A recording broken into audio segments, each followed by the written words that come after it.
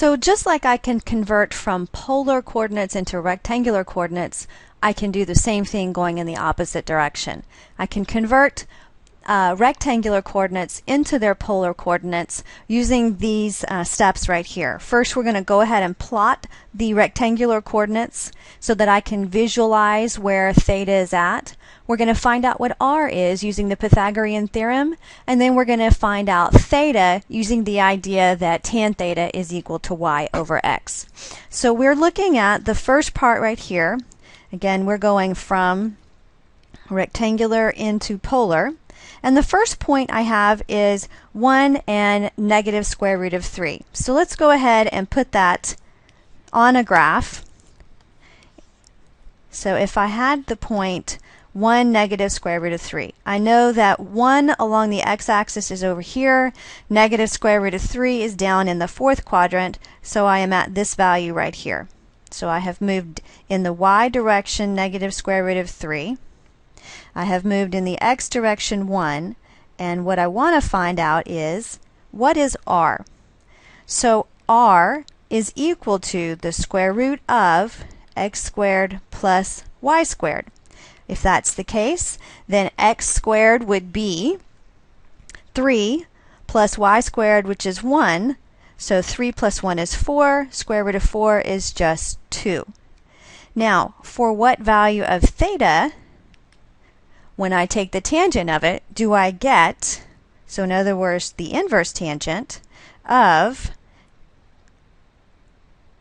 y over x, negative square root of 3 over 1, when I take the inverse tangent of that, what value do I get?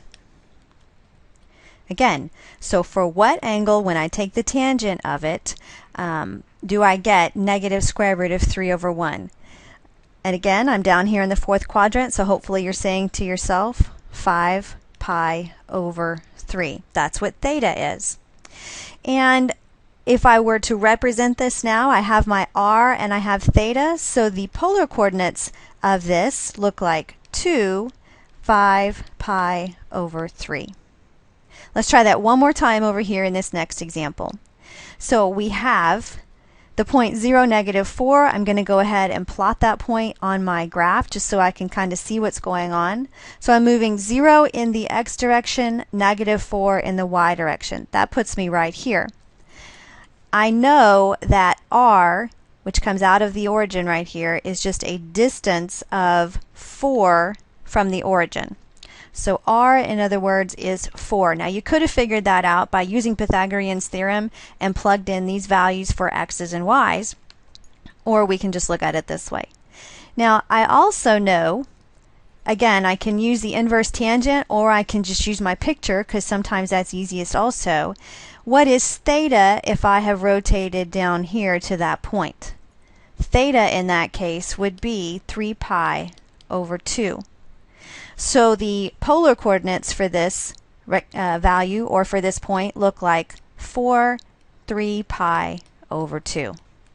And that's how we're converting from rectangular into polar coordinates. We want to move past that, or a little bit further, by looking at this next set of examples where I actually take a rectangular equation and convert it into a polar equation. When I do that, I need to remember those rules I had, which said that, let's scroll back up to those rules really fast, that said that x can be rewritten as r cosine theta, y can be rewritten as r sine theta, and then of course we have this idea here that r squared is equal to x squared plus y squared. So let's go back down to the equations we want to convert. For each of these equations that are given in their rectangular form, we want to convert them into their polar equation. I've got to take these x's and y's, turn them into r's and thetas, and then solve for r. That's ultimately what we're doing. Starting with this first example here, for everywhere there's an x, I'm going to rewrite it as r cosine theta, and y is going to be r sine theta, and that's still equal to the number 4. Notice that in each of these two terms I have an r. So I'm going to factor that r out, leaving me with cosine theta minus sine theta equal to 4.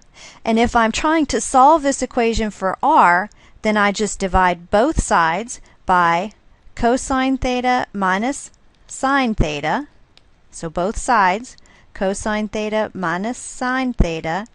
And I have the polar equation now that looks like r equals 4 divided by cosine theta minus sine theta. And that's where we stop. This is a polar equation. And we're going to get a chance to look at what these look like on a graph in the next video, but this is where we stop. Let's try that one more time over here in this case. So here I have the equation that says x squared plus y squared equals 16, and ultimately I need to turn these into r's and thetas.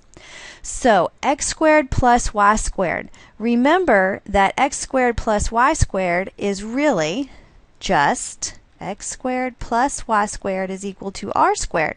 So I'm going to rewrite the left-hand side over here as just r squared equals 16. And since I'm trying to solve for r, I take the square root of both sides and I end up with r is equal to plus or minus 4. And this is the answer that I leave it as. R would be equal to a value. I don't know if you remember this, but this is a circle centered at 4. And this is how we go about converting our rectangular equations into their polar equivalent equations.